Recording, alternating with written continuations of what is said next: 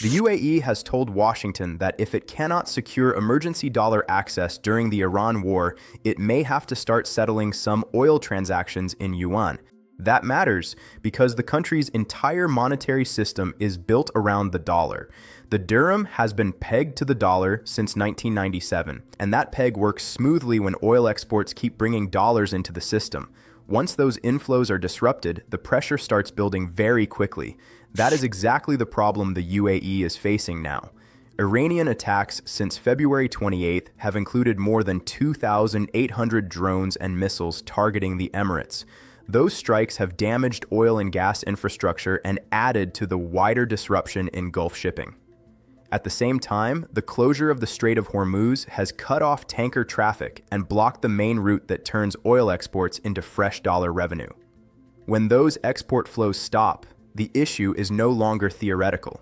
A dollar-pegged system still needs dollars to keep functioning day after day.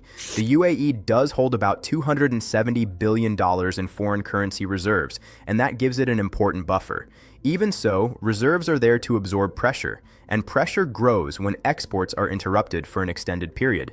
The peg can remain in place for a while, but it becomes harder to defend if dollar inflows stay weak, while funding needs continue. That is why Emirati officials raised the idea of a dollar swap line with the United States. If Washington says yes, the system gets emergency support. If Washington says no, the Yuan option stops sounding distant and starts looking practical. That question matters even more because the strain on the UAE is no longer limited to oil exports alone. The war is hitting several parts of the Gulf economy at the same time, and that is what makes the situation harder to manage. Energy exports are under strain, but so are aviation, tourism, shipping routes, insurance costs, and freight rates. When all of those channels tighten together, the economic and financial pressure spreads much faster through the region. Estimates from the Gulf suggest the region may already be losing hundreds of millions of dollars per day in economic activity. Oil output across the Middle East reportedly dropped from 21 million barrels per day to 14 million barrels per day after a little more than a week of conflict. In a worse scenario, that figure could fall to 6 million barrels per day if commercial shipping continues to avoid the Strait of Hormuz.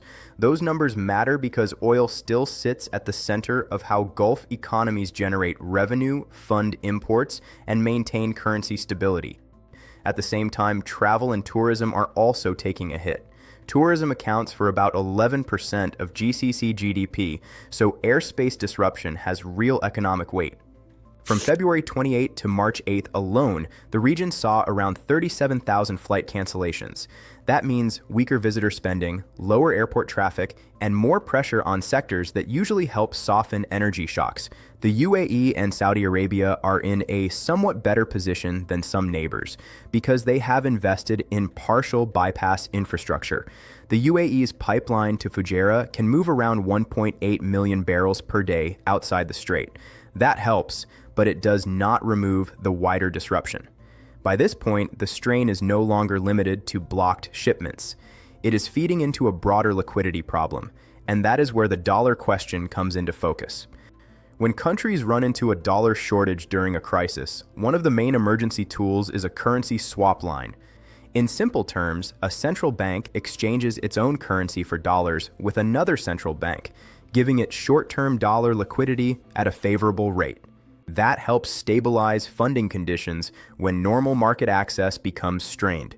The Federal Reserve already maintains standing swap lines with the Bank of England, the Bank of Canada, the European Central Bank, the Bank of Japan, and the Swiss National Bank. Those arrangements exist because stress in those financial systems can quickly spill into American markets. The UAE does not fall into that category under the Fed's usual framework, even though the country is financially important and strategically important in the Gulf. That is why Emirati officials appear to be looking toward Washington in a more political and discretionary way. If the Federal Reserve's standard network is not built for the UAE, the other path runs through the U.S. Treasury and the Exchange Stabilization Fund. That kind of support is possible. Last year, the Treasury arranged a $20 billion swap for Argentina, which shows that emergency dollar assistance can be extended outside the Fed's standing circle when Washington decides it serves a wider purpose. For the UAE, this means the dollar system is now functioning through approval rather than automatic access. The dirham peg still ties the country to the dollar. Energy disruption is still squeezing inflows, and the emergency backstop depends on a decision in Washington. Once access becomes conditional during wartime stress, the incentive to build parallel options grows. That is where the broader regional shift begins to come into view. The issue now goes beyond the UAE's immediate dollar needs. Across the Gulf, the war has pushed governments to re-examine the wider framework they have relied on for decades. That framework rested on two assumptions. The first was that the Gulf would remain a stable place for trade, investment, and capital flows. The second was that the United States would remain the region's dependable security anchor through its military presence, bases, and hardware. After nearly 2 months of war, both assumptions are under more strain. Missile and drone attacks have reached all Gulf states, and that has forced a broader strategic reassessment. The question is no longer limited to whether one country can secure a swap line. Regional capitals are now looking more closely at how much protection Washington can actually provide when conflict spreads across shipping routes, energy infrastructure, and commercial activity at the same time. That is one reason China is becoming more important in Gulf calculations. China and the GCC recorded about $300 billion in trade last year, making China the region's primary trading partner.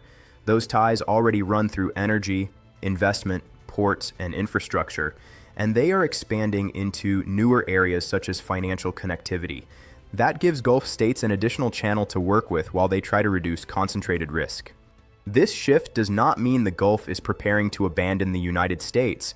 The security relationship with Washington is still far deeper than anything China can offer today.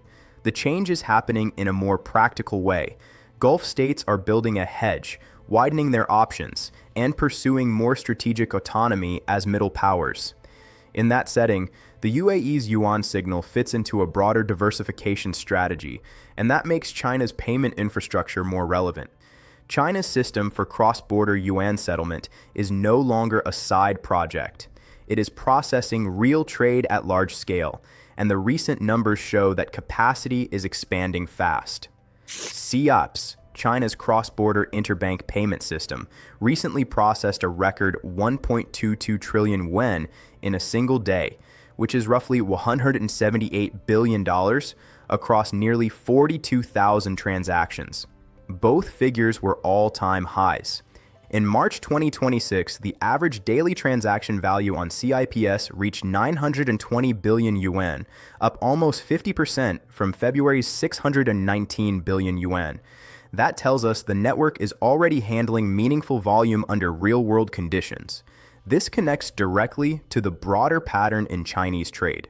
China now settles roughly half of its foreign trade in yuan.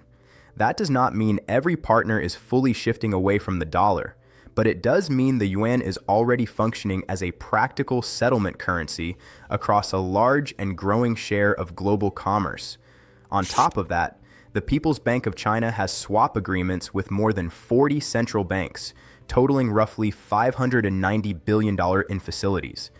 Those lines give partner countries a framework for accessing yuan liquidity when trade financing or payment settlement comes under pressure. The UAE also fits into this expanding system through mBridge, a project involving the central banks of China and the UAE that is testing cross-border digital settlement without Western intermediary banks. That makes the yuan option more than a political signal. It is linked to working payment rails, central bank support, and an active effort to build alternatives around them. Once those channels are available at scale, the larger question becomes how that growth feeds into the dollar system and the global reserve structure around it. Over the last few years, the dollar network has been used more openly as a policy tool. Washington froze $300 billion in Russian central bank reserves, and Iran was removed from SWIFT. Those actions sent a message far beyond those two countries. They showed that access to the core financial system can narrow quickly when geopolitical conditions change. For governments that depend on stable trade settlement, reserve security, and uninterrupted payments, that becomes part of long-term planning. This helps explain why more states are building alternatives even when those alternatives are still incomplete. The dollar remains dominant, and the scale is still clear. Its share of global reserves has fallen from about 72% in 2000 to roughly 58% in 2026. That is still a very large position, but the direction matters because it reflects gradual diversification over time. Countries are spreading risk across currencies, payment systems, and central bank arrangements instead of relying on one channel alone. The yuan still has clear limits. China maintains capital controls, and CIPS does not yet offer the same depth, liquidity, and global reach as SWIFT. Even so, some governments are deciding that a less developed system can still serve a useful purpose if it gives them another route during a crisis. That is why reliability is becoming more important in these decisions. Countries want to know whether they will have access to reserves, settlement, and emergency liquidity when pressure rises. The UAE case now brings that question into focus. Everything now comes down to Washington's decision. If the United States approves a dollar swap line for the UAE, it keeps the dirham peg more secure and eases wartime funding pressure. It also sets a precedent. Other allies would see that emergency dollar access can depend on political approval when a crisis hits. If Washington refuses, the pressure shifts in another direction. The UAE has already signaled that partial oil settlement in yuan could move from contingency planning into practical use, especially with China already the Emirates' largest crude buyer. Bahrain's $5 billion swap line with the UAE also shows that Gulf states are already building regional liquidity support outside the usual dollar channels. That is why this case matters. So the real question now is whether Washington steps in to support the UAE or allows another Gulf oil exporter to move closer to China and speed up yuan settlements.